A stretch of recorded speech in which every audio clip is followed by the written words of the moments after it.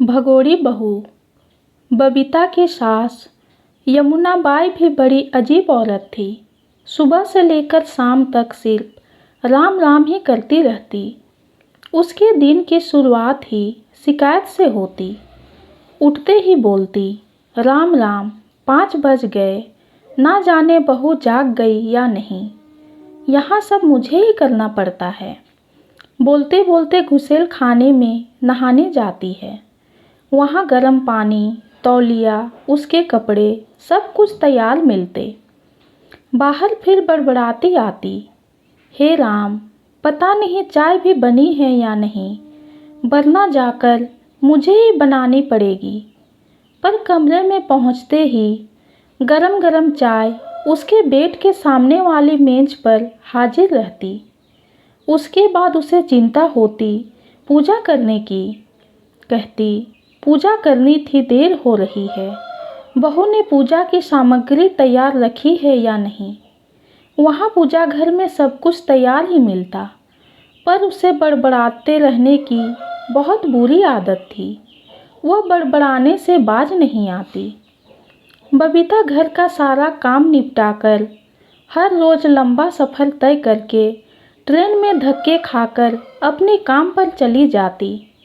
उसके पहले सुबह का नाश्ता और दोपहर का खाना भी तैयार रख कर जाती।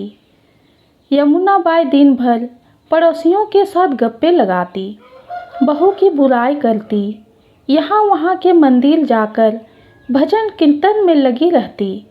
घर में या घर के कामों में जरा भी ध्यान नहीं। इतनी ज़्यादा उम्र भी नहीं हुई थी, फिर भी उसे लगता, बहू है तो मैं क्यों काम करूं। शाम हो जाती और बहू के घर आने के समय कुछ ना कुछ दर्द का बहाना बनाकर पलंग पर पड़ी रहती। शुरू में बबीता को सच लगता था, पर कुछ ही दिनों में उसकी पोल खुल गई। पर पतिदेव इस बात को कैसे माने। उनको तो अपनी माँ साक्षात देवी लगती। उन्हें अपनी माँ ही प्यारी है ना। फिर बीबी का सच भी उसे कड़वा लगता। रोज़ शाम को थकी हारी घर आते समय ज़रूरत की चीज़ों की बोझ ढोते आती और बिना एक पल गवाए फिर शुरू हो जाती रात के काम में।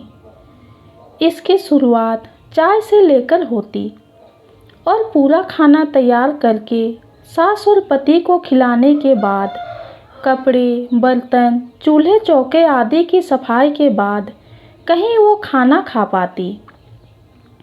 रोज़ उसके पति के लिए स्त्री के कपड़े तक तैयार रखने पड़ते।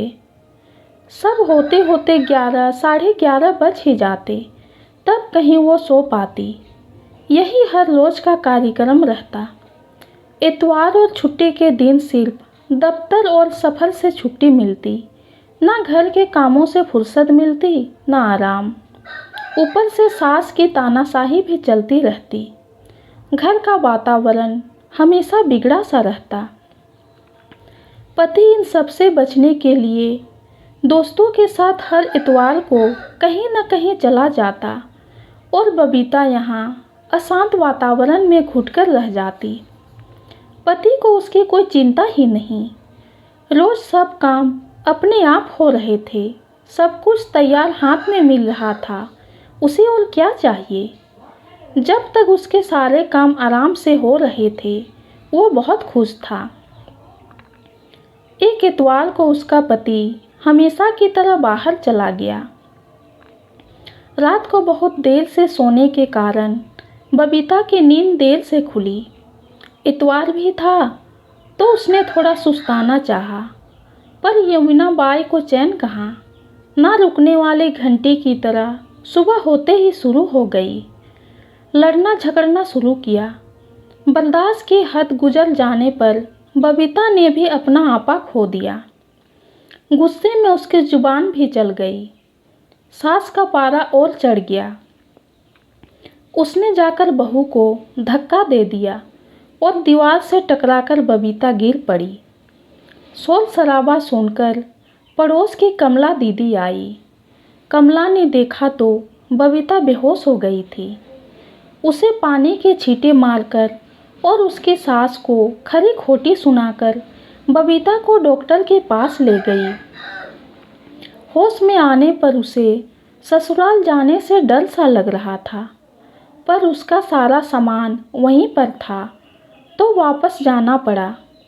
बबीता ने घर लौटने पर देखा सास अपने कमरे में गहरी नींद सो रही थी। पति अब तक घर लौटा नहीं था। उसने अपना सारा सामान पैक किया और सास और पति की गिरफ्त से भाग निकली। शाम को जब उसका पति घर लौटा तो उसकी देवी समान माँ ने बेटी से कहा, तेरी बीवी भगोड़ी निकली, वह भाग गई। ये सुनकर बबीता के पति ने कहा, अच्छा हुआ, मैं उसे घर से आज निकालने ही वाला था। तू फिक्र ना कर माँ, मैं तेरे लिए उससे भी बढ़िया बहू लाऊंगा। ये कहानी आपको कैसी लगी कमेंट में ज़रूर बताइए। कहानी पसंद आई हो तो चैनल को लाइक और सब्सक्राइब कीजिए। कहानी सुनने के लिए आपका बहुत बहुत धन्यवाद।